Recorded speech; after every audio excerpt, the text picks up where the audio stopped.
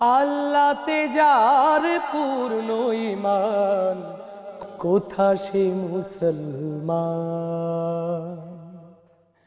আল্লাহতে যার পূর্ণ ঈমান। আমার ভিতরে একটা ইসলামিক জ্ঞান আছে, যেজন্য আপনি আমাকে দাওয়াত কাজ করছেন, এর বিধায় আল্লাহ তাআলা আমাকে হিদায়াত দিয়েছে এবং আমি ইসলামের পথে পরিপূর্ণভাবে আসছি। আপনি একটা কথা বলে খুব ভালো লাগলো, ডক্টর ইউনূস আগের যে শাসকগুলো ছিল তার থেকে একটু ডিফারেন্ট, তার চিন্তা ভাবনা এবং অন্যান্য জিনিসগুলো। তাহলে আমরা কি এর চাইতে ভালো কোনো নেতা বা ডিবেট করি না, বা আমরা করি না যে ডক্টর ইউনূসের চাইতে সামথিং মনে করেন আরেকজনের নাম নিচ্ছি না, একজন এই ব্যক্তিটা ইসলামিক দিক থেকে ভালো, বা তাকে যদি আমরা সেই চাপটা দিতে পারি, আমরা যদি বলি যে না দেশটাকে আবার ইসলামিক শাসন নাম করে, আপনি যদি পারেন সেই ক্ষমতাটা আপনি প্রয়োগ করেন, আমরা জনগণ আপনার সাথে আছে, ঠিক আছে? এটা অবশ্যই আমরা পারি। ডক্টর ইউনূসের ক্ষমতা পর্যন্ত যাইতে হলে আমাদের সেই পন্থা অবলম্বন করতে হবে যে পন্থায় দেশ চলতেছে, বা তাছাড়া তো আমরা ডাইরেক্ট যুদ্ধভাবে আমরা তাদের সাথে পারবো না, কারণ আমরা যখন তাদের না সেই সক্ষমতা আমাদের নেই, আমাদের নেই। ডক্টর ইউনূসের বিরুদ্ধে যুদ্ধ করবে তখন তার যে প্রশাসন আছে তারা আমাদের ছাড়বে না, তারা আমাদের ছিঁড়ে খাবে। প্রশ্ন হচ্ছে এটা যে আমরা এখন যেটা আমাদের সামনে অপশন আসতেছে এটা ভালো আমাদের না, আমরা ইসলাম প্রচারের জন্য বা আল্লাহ দ্বীন কায়েমের জন্য আমরা যেটা ভালো মনে করি সেটা হচ্ছে আমরা এখন একটা ক্ষমতাধর রাষ্ট্র যাক সমস্যা ইসলাম প্যান, কিন্তু আমরা তাকে যেন চাপ দিতে পারি। কথা হচ্ছে এটা যে না আমি ইসলামের ভিতরে সামান্য জ্ঞান আছে এবং আপনি এদের কোনো কথা বলার কারণে আল্লাহ তাআলা আমাকে হিদায়াত দিয়েছে, এজন্য আমি ইসলামে পরিপূর্ণভাবে আসছি। প্রশ্ন হচ্ছে এটা যে আমরা একটা ভালো নেতা যেভাবেই হোক আমরা পাঠাই সেখানে এবং তাকে আমরা সে পরিপূর্ণভাবে ইসলামের দাওয়াতটা দিই যে আপনি যেটা করতেছেন এটা অনেকগুলো সিস্টেম আছে, এগুলো ইসলামের মধ্যে না, আমরা এগুলো বাদ দেন। এই বিষয়টা নিয়ে আপনি কতটুকু?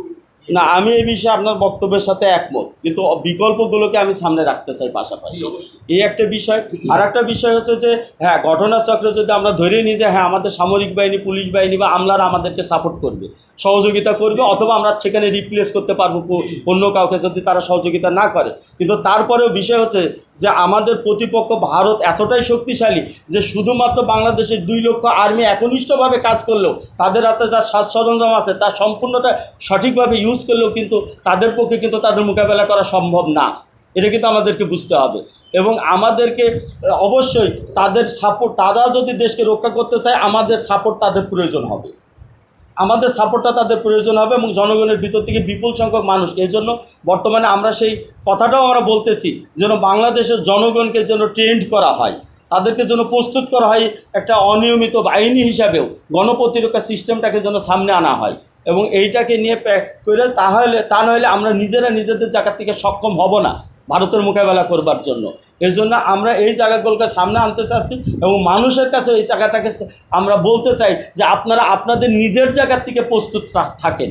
যদি তারা আমাদের সামরিক বাহিনী এবং রাষ্ট্র প্রতিষ্ঠানগুলো যদি তার দায়িত্ব পালন করে তথাপিও আমরা তাদের সাপোর্ট করব আমরা তাদেরকে।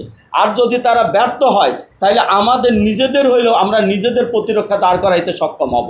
এই জিনিসটা না করলে আমরা আমাদের দেশের অস্তিত্ব হারাবো আমরা। কেননা রাশিয়া যখন আফগানিস্তানে ঢুকছে বা পরবর্তী যখন আমেরিকা ঢুকেছে, আফগানিস্তানের যে সামরিক বাহিনী ছিল তারা কিন্তু রাশিয়াকে সাপোর্ট করেছে, এটা আপনার ইতিহাসে দেখেন রাশিয়াকে সাপোর্ট করেছে তারা। তখন কি রাশিয়া তাদেরকে সাপোর্ট করতে চাইলে জনগণ যাবে কোথায়? আমরা ব্রিটিশদের ক্ষেত্রেও তো তাই দেখেছি, পলাশির ওখানেও যে আমাদের সামরিক বাহিনী যেভাবে হোক তাদেরকে সাপোর্ট করেছে, কেউ বুঝে হোক নাম বুঝে হোক বা ধোঁকার শিকার হোক। কিন্তু জনগণ আমরা যদি প্রস্তুত থাকতে পারতাম তাহলে কিন্তু আমাদের জায়গার থেকে প্রতিরোধটা তৈরি করতে পারতাম। 71 সালেও যখন পাকিস্তানি আর্মিরা এখানে যুদ্ধ শুরু করেছে তখন কিন্তু আমরা অপ্রস্তুত। ওই সময় যদি জিয়াউর রহমান চিটাগাং থেকে যদি ওই রিভল্ট বলে যে বিদ্রোহের ঘোষণা দিয়ে উনি যে স্বাধীনতার ডিক্লারেশনটা দিলেন, উনি যদি এই ভূমিকাটা না নিতেন তাহলে আপনি বলেন 71-এ তারপরে কী হতো? শেখ মুজিবুর রহমান চলে গেছেন পাকিস্তানে, তিনি স্বাধীনতার আন্দোলন করে নিজেই সবার আগে আত্মসমর্পণ করে উনি চলে গেলেন। আওয়ামী লীগের আর বাকি নেতারা ইন্ডিয়ায় চলে গেল সবাই। তো এতদিন ধরে আপনারা চিল্লাচিল্লি করে পাকিস্তানের বিরুদ্ধে স্বাধীনতার আওয়াজ তুললেন, এ কথা বললেন ও কথা বললেন, তা আজকে যখন পাকিস্তানি আর্মি এসে দমন পীড়ন শুরু করলো আপনারা কেউ তো নাই সামনে, জনগণ যাবে কোথায়? সেই শূন্য ময়দানে তখন জিয়াউর রহমান যে ভূমিকাটা নিয়েছিল এটা পরিস্থিতির মোড় ঘুরিয়ে দেয়। তা আমাদের কথা হচ্ছে যে এই বিকল্প অপশনটা মাথায় যদি আমরা না রাখি তাহলে ওই সময় আমাদেরকে হুজুর খেতে হবে। দেশ যদি তাদের করতলগত হয়, কেউ তাদের দালালি করে বাঁচবে আর কেউ দেশ থেকে ভাইগে যেয়ে বাঁচবে। আমরা তো পারবো না দালালি করতে, আমরা পারবো না ভাইগে যেতে, পারবো আমরা? আমরা যদি দালালি করি তো আমাদের দিন শেষ করে ফেললাম, আর যদি ভেঙে যাবো সে সামর্থ্য আমাদের নাই, সে সামর্থ্য আমাদের নাই। আজকে আওয়ামী লীগ বাংলাদেশে পতন হয়েছে, আওয়ামী লীগ একদম বাংলাদেশের সীমান্ত সাথেই হচ্ছে ভারতের অবস্থান। কিন্তু দেখেন সেই আওয়ামী লীগের নেতাদের যারা অনেক টাকা খরচ করেছে তারা ভারতে চলে যেতে পেরেছে, কিন্তু আওয়ামী লীগ একটা কর্মী যেতে পেরেছে নাকি? একটা সাধারণ কর্মী যেতে পেরেছে? ভারত তো তাদের বন্ধু রাষ্ট্র, তা আওয়ামী লীগের সব গোষ্ঠী তো তারা আশ্রয় দিত, তা তো তারা দেয়নি, শুধু নেতাদের আশ্রয় দিয়েছে। তা আমাদের অবস্থা তো তাই হবে। আমরা কোথায় ভেঙে চলে যাব? আর আমাদের চারিপাশে ভারত, ভাগতে হলে তো ভারত নিত, তাছাড়া আর ভাগার জায়গা আছে আমাদের কোথাও? পালানোর জায়গা আছে? ফিলিস্তিনিদের তো তাও পালানোর জায়গা আছে, আশপাশে মুসলিম দেশ আছে, ভূখণ্ড আছে, লুকিয়ে চলে গেলে তারা আশ্রয় দেয়। মায়ানমারের লোকেরা, রোহিঙ্গারা পালায় বাইরে আসছে, রাষ্ট্রের অনুমতি নিয়ে আসুক আর যেভাবে আসুক, বাংলাদেশের মানুষ তাদেরকে আশ্রয় দিয়েছে। আমাদের তো সেই রকমের জনগোষ্ঠীও নাই। ৭১-এ পাকিস্তানের সাথে যুদ্ধ হয়েছিল বলে বাংলাদেশের মানুষ ভারতে ঢুকে গিয়েছিল, তাদের আশ্রয় দিয়েছিল ভারত। কিন্তু ভারত নিজে যখন যুদ্ধ করবে তখন আপনাকে আশ্রয় দিবে নাকি? তখন কিন্তু আর আপনাকে আশ্রয় দিবে না। আর আপনি ভাইকে 1000 কিলোমিটার দূরে, আপনি লুকিয়ে চুরে কয় কিলোমিটার যেতে পারবেন? বাংলাদেশের জায়গার থেকে একটা বৃত্ত টানেন, 1000 মাইলের ভিতর কোনো মুসলিম ভূখণ্ড বাঁধবে না আপনার। তাহলে আপনি কোথায় ভাগবেন? কোথায় পালাবেন আপনি? আপনার কোনো পালানোর জায়গা নাই। আপনাকে অবশ্যই এই জায়গায় প্রস্তুত হতে হবে, নয় আপনার দিন ছেড়ে দিতে হবে, হয় ওদের দালালি করতে হবে, আর না হলে আপনাকে প্রস্তুত হতে হবে মোকাবেলায়। আমাদের অবস্থান হচ্ছে সেই ইয়ের মতো, ওই যে তারেক বিন জিয়াদের মতো, যে নৌকা পুড়িয়ে দিয়ে যে বলে দিলেন যে তোমাদের আর ভাগার জায়গা নাই, হয় বিজয় অর্জন করে এই ভূখণ্ডে তোমরা দাঁড়াও, আর নয় মৃত্যুর জন্য প্রস্তুত হও। আমরা অলরেডি ওই পজিশনে রয়েছি, আমাদের জন্য বাঁচার কোনো রাস্তা নাই। আমাদেরকে অবশ্যই অল্টারনেটিভগুলো মাথায় রাখতে হবে। আমরা এই জায়গাটায় মানুষের সামনে আনছি, আসেন এই জায়গাতে আমরা সতর্ক হই, সচেতন হই, আমাদের দিনকেও বাঁচাই, আমাদের দেশকেও বাঁচাই। এর জন্য আমরা এই সতর্কতাটা মানুষের সামনে আনতেছি সামনে।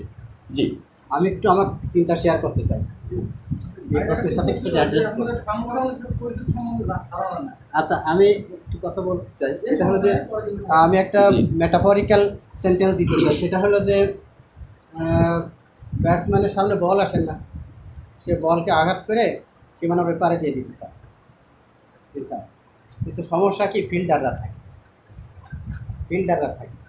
সে ফিল্ডারদের ফাঁক গলায় বল বাইরে পাঠাতে যাওয়া খুবই রিস্কি ব্যাপার, কট হওয়ার সম্ভাবনা থাকে, নানা রকমের সম্ভাবনা থাকে। তো আমরা ইউনূস সরকারকে দেখলাম যে ভারতের লোকজন, এদেশের কিছু লোকজন তাকে জঙ্গিরা উত্থান হয়েছে, ইসলাম আলারা উত্থান হয়েছে, এরকম একটা কার্ড খেলার চেষ্টা করল।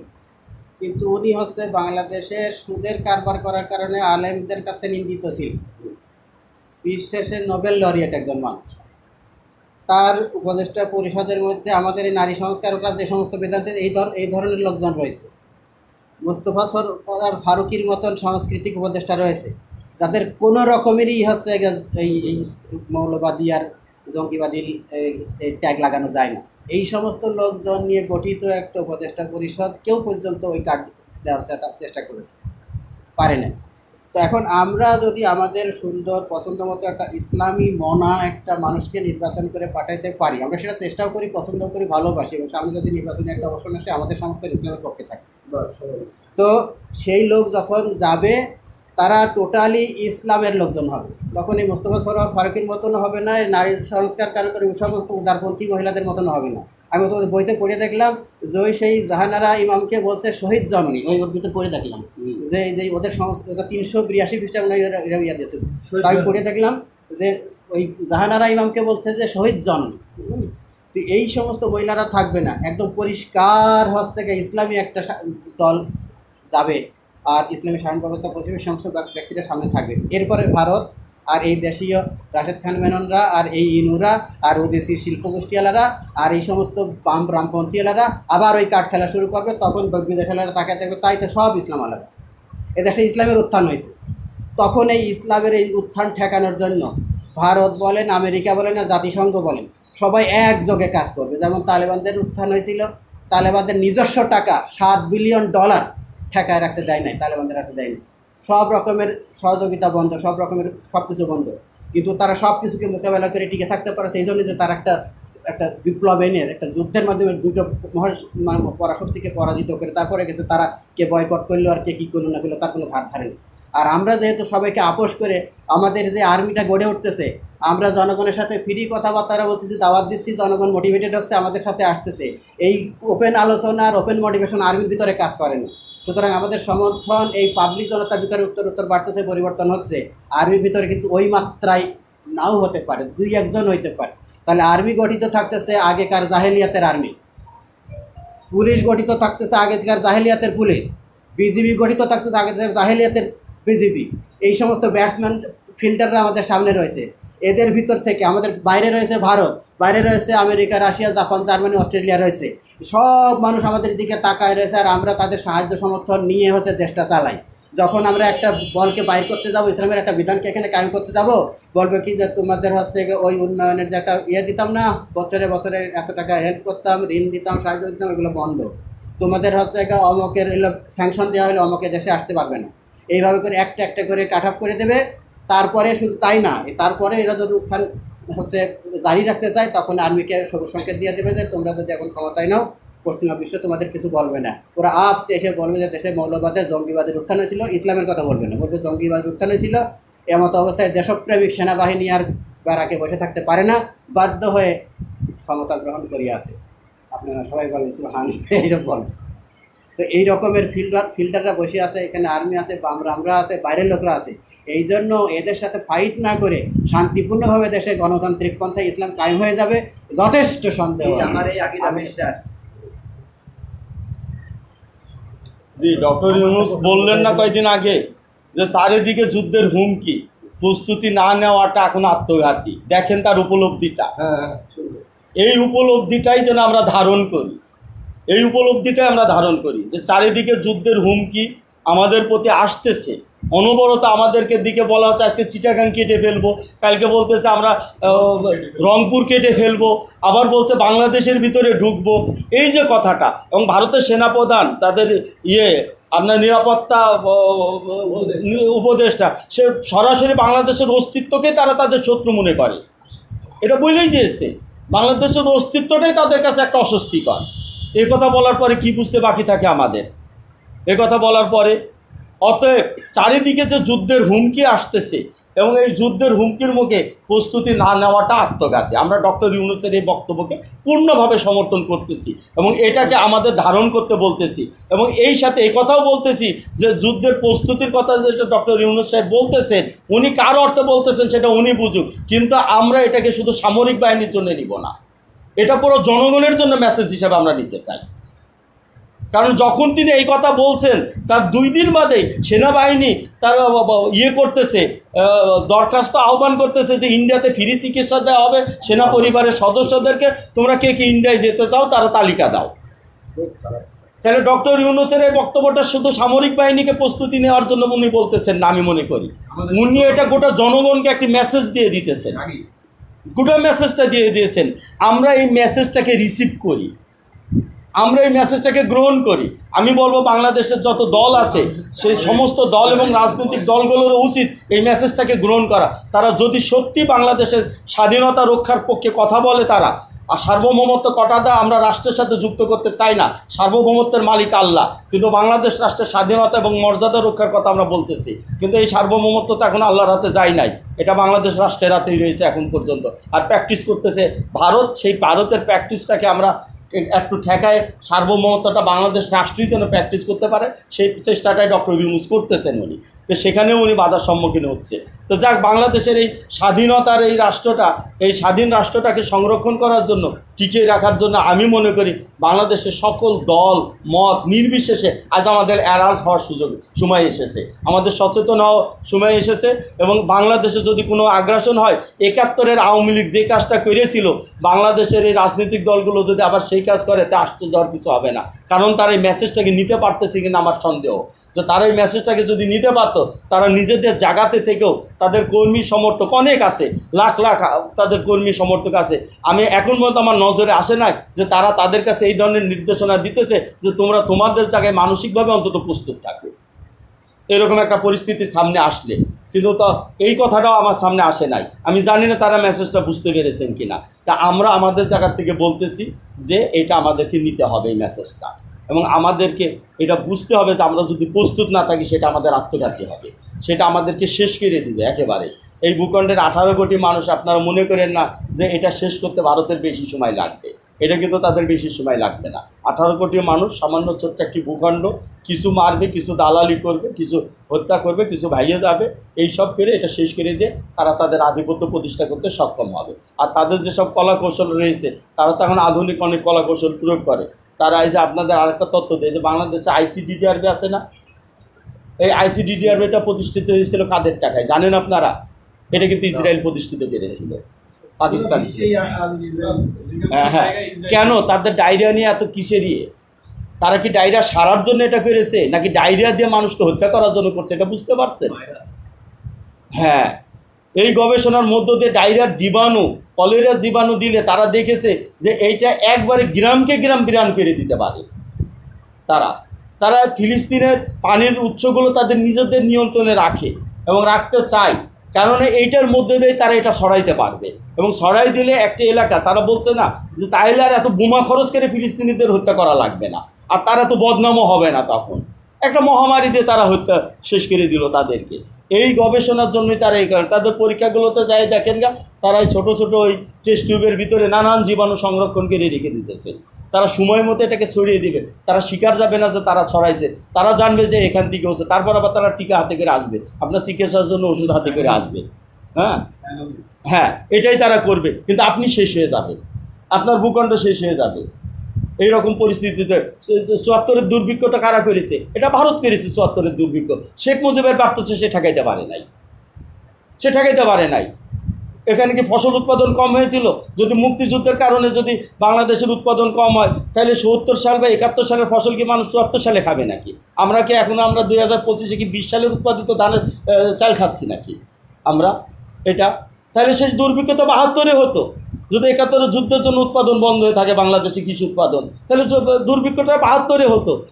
দুর্ভিক্ষটা ৭৪-এ হয়েছে। কেন ৭৪ হয়েছে?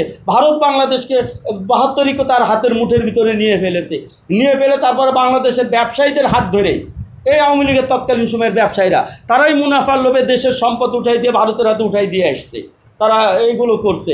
এগুলো করে যখন বাংলাদেশের বাজারকে খাদ্য সামগ্রীর দিক দিয়ে একেবারে নিঃস্ব করেছে, তখন নিঃস্ব করার পরে এখানে দুর্ভিক্ষ তৈরি হয়েছে, মানুষ না খেয়ে মারা গেছে। উৎপাদন কম হয়নি, কিন্তু ভারত নিয়ে নিয়েছে উৎপাদিত সমস্ত খাদ্য সামগ্রী। কিন্তু এই কথাটা তারা মুখ ফুটে বলতেও পারে না। এবং ওই সময় এই বিপর্যয়ের সময় যে পশ্চিমা জায়গার থেকে যে সাহায্যগুলো এসেছে, ওরা জাহাজ শুদ্ধ এখান থেকে গায়েব করে দিয়েছে সাগরের পথ থেকে আওয়ামী লীগের লোকেরা। যে কারণে শেখ মুজিব বলতে বাধ্য হয়েছে যে চোরের খনি পাইছে সে। এটার কারণে ৭৪-এর দুর্ভিক্ষ হয়েছে। তা আজকেও বাংলাদেশে যদি আপনি এটি করেন, ভারতে এরকম দুর্ভিক্ষ দিয়েও মেরে ফেলতে পারবে। সীমান্তগুলোকে ওরা কাঁটাতারে দাঁড়া দিয়েছে, ওরা এই যে এখানে ভয় পায়, এটা সেটা ভয় পেয়ে আমাদের সম্পদগুলো সুরক্ষিত হচ্ছে। আমাদের এই যে দেখছেন না, আমাদের পেঁয়াজ উৎপাদন কিন্তু আমাদের জন্য কম হয় না। এদেশের পেঁয়াজ উৎপাদন এদেশের চাহিদার থেকে বেশি হয়, কিন্তু তারপরে পেঁয়াজের শর্ট হয় কোথার থেকে? এই পেঁয়াজ ইন্ডিয়ায় চলে যায়। আপনাদের আমি বলে দিই, এই পেঁয়াজ ইন্ডিয়ায় চলে যায়, আর তারপর এটা শেষ হয়ে যায়। 6 মাসের ভিতর পেঁয়াজ আমাদের শেষ হয়ে যায়, তারপর আবার ইন্ডিয়ায় আবার বিক্রি করে। তখন আমাদের পেঁয়াজের দাম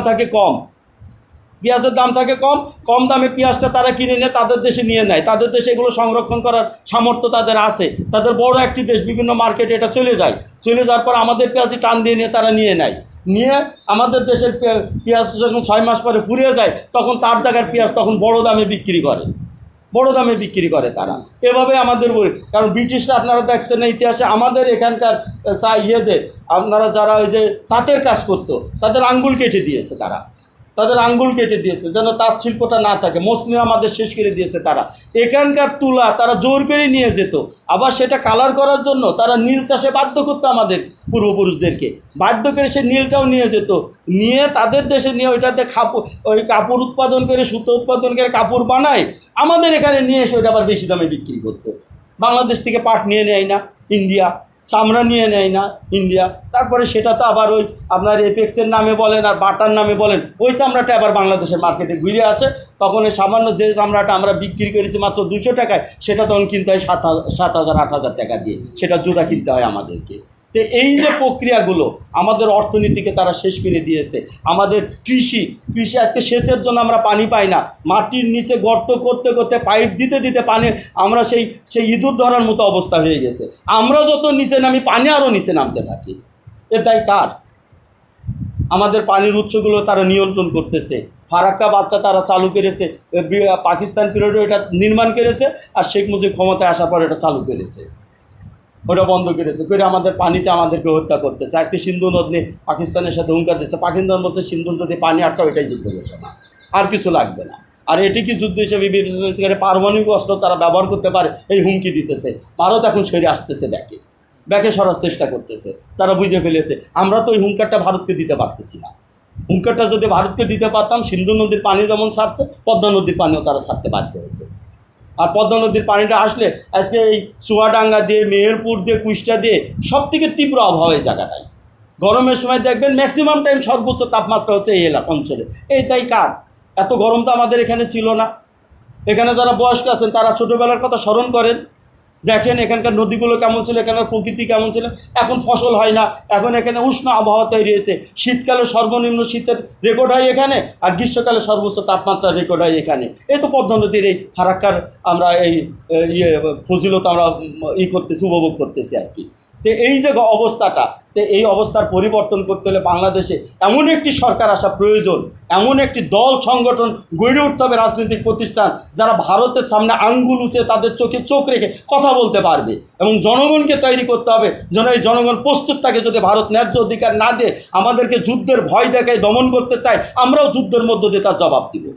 আমাদের ভূখণ্ড যদি তারা দখল করতে চায়, চিটাগাং অথবা রংপুর, তাহলে আমরা আমাদের সেই নবাব সিরাজদৌল্লার বাংলা, বিহার, উড়িষ্যার যে উত্তরাধিকার, বৃহৎযুক্ত বাংলার যে উত্তরাধিকার, সেটা কেড়ে নিয়ে তার জবাব দিব। আপনারা জেনে রাখেন, ভারত যত যুদ্ধের ভয় দেখায় তার ভিতর যুদ্ধের সেই সক্ষমতা নাই, তার ভিতর সেই সাহস নাই, তার ভিতর সেই দক্ষতা নেই। দেখেন না পাকিস্তানে মারতেছে নির্দেশে, তারা মেরে ফেলে, নির্দেশে বোমা মেরে ফেলে। ভারতের ভেতর ওই নেই। কাশ্মীরের মাত্র 1-1.5 কোটি মুসলমান আছে ওখানে, আর তাদেরকে ইয়ের জন্য তাদেরকে 8 লক্ষ সৈন্য নিয়োজিত করে রাখা লাগে। হ্যাঁ, 8 লক্ষ সৈন্য তাদের নিয়োজিত করে রাখতেছে, কাশ্মীরকে কন্ট্রোল করতেছে তারা। চারিদিকে তাদের বিরুদ্ধে বিদ্রোহ হচ্ছে, মণিপুরে বলেন, আসাম বলেন, মিজোরাম বলেন, পাঞ্জাবে বলেন, সমস্ত জায়গা তারা। বাংলাদেশের 18 কোটি মুসলমান যদি ওই রকমভাবে তৈরি হয়, যে 18 কোটি মুসলমান তারা তৈরি হয়ে উঠেছে, তাহলে দেখবেন বাংলাদেশে তাদের গোটা সেনাবাহিনী আর 3 গুণ বানিয়েও তারা এটাকে নিয়ন্ত্রণ করতে পারবে না। কিন্তু আমাদের অবস্থা এমন হয়েছে যে আমাদের মধ্যেকার দল সংগঠনগুলো যদি ভারতের সাথে গোলামি করে, তারা নিজেরাই যদি আমাদের সেনাবাহিনী, পুলিশ বাহিনী যদি ভারতের হয়ে কাজ করে দেয়, তাহলে তো ভারত এটা অনেক বড় পাওনা তাদের। আমাদের ট্যাক্সে তারা বেতন হচ্ছে, আর সে ভারতের দিক নির্দেশনা অনুযায়ী দেশ চলতেছে। ভারত ওখান থেকে সরকার ঠিক করে দিতেছে যে তারা আমাদের উপর শাসন করতেছে। যে এই যে বেনিফিট ভারত নিতেছে, আমরা এই জায়গাটাকে অবশ্যই চ্যালেঞ্জ করব। আমাদের এই মুহূর্তে সামর্থ্য নেই, কিন্তু একদিনে তার সামর্থ্য তৈরি হয় না। আমরা এই কথাগুলো নিয়ে আমরা মানুষের সামনে যাব, মানুষকে আমরা বলবো। আমাদের দল সংগঠনে আসার দরকার নাই, আমরা কোনো ব্যক্তির নাম, কোনো দলীয় ব্যানার আমরা মানুষের সামনে প্রচার করতেছি না। যে দল করেন আপনারা নিজ দলের ভিতরই সোচ্চার হন। যদি দেখেন যে আপনার নেতা এরকম কিছু করতেছে বা আপনার দল দুর্বলতা দেখাচ্ছে, আপনি সেখানেই সোচ্চার হন, আপনার দলের নীতিকে চেঞ্জ করতে বাধ্য করেন। জনগণ যদি প্রতিক্রিয়া ব্যক্ত করে, কোনো সংগঠনের নেতাকর্মীরা যদি প্রতিক্রিয়া ব্যক্ত করে, জেনে রাখবেন যে তখন সেই দল তার অবস্থান ঠিক করতে বাধ্য হবে। আমরা এত আনুগত্য করব না যে তারা ভারতের সাথে দালালি করবে, তবুও তার অনুগত থাকবো। আমরা এই আনুগত্য করতে পারি। এই আনুগত্য করবার হুকুম আল্লাহ তাআলা দেননি আমাদের উপরে। আল্লাহ রাসূল এই ধরনের আনুগত্য শিকার নাই। উমর রাদিয়াল্লাহু আনহু বলতেছেন, আমি যদি ভুল করি তোমরা কি করবা? তরবারিও সে বলতেছে, আমরা এইটা দিয়ে আপনাকে সোজা করব। তিনি বুকে জড়িয়ে ধরেছেন, তোমার মতো লোক যতদিন থাকবে এই উম্মতের নেতারা সঠিক পথে থাকবে। জি, এইটা এই জায়গাটা আমাদেরকে সচেতন হইতে হবে। রাজনৈতিক নেতা বলেন, দলের নেতা বলেন, পীর সাহেব বলেন, কারোর প্রতি অন্ধত্ব রাখার আমাদের দরকার নাই, কোনো দরকার নাই। এটা বুঝতে জানতে হবে আমাদের। বুঝেও না বুঝার ভান করলে জানিয়ে রাখবেন যে কপালের যে দুর্ভাগ্য আছে সেটা আমরা দূর করতে পারবো না। না বোঝার অজুহাত দিয়ে তারা আমাদেরকে বাঁচতে দিবে না, যে আমরা বুঝি নাই এই দিয়ে তারা বাঁচাবে না। আমরা এত কিছু বুঝার, এটা কেন বুঝবো না? আমরা যখন বাজারে একটা জিনিস কিনতে যাই, যদি একটা ভেজাল দেয়, ওজনে কম দেয়, 10 টাকা বেশি নেয়, সেটা আমরা বুঝতে পারি। তো রাজনীতির জায়গায় আমি কেন বুঝবো না? কেন আমার নজর রাখবো না তাদের প্রতি? আমি বলবো আমার প্রতিও নজর রাখেন, আপনার প্রতি আমি নজর রাখবো, আমরা সবাই মিলে আমাদের সব নেতাদের প্রতি নজর রাখবো। কোনো দল সংগঠনের প্রতি অন্ধত্ব আমাদের পরিত্যাগ করতে হবে, প্রত্যেকের প্রতি নজর রাখতে হবে, কেউ আমাদের সন্দেহের বাইরে না। হ্যাঁ,